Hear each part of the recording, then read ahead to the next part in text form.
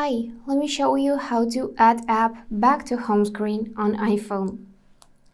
So for that we got two ways. The first one is you need to swipe all the way to the left to find app library. And now simply select app you want to bring back to home screen. For that you can open folders like that.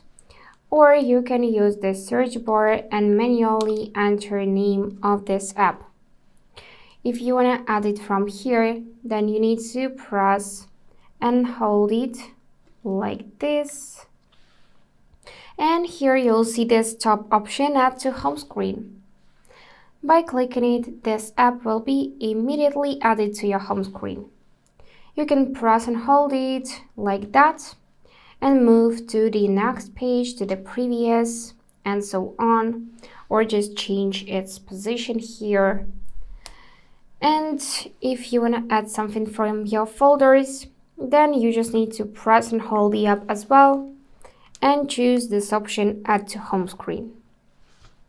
Another way is with Spotlight search.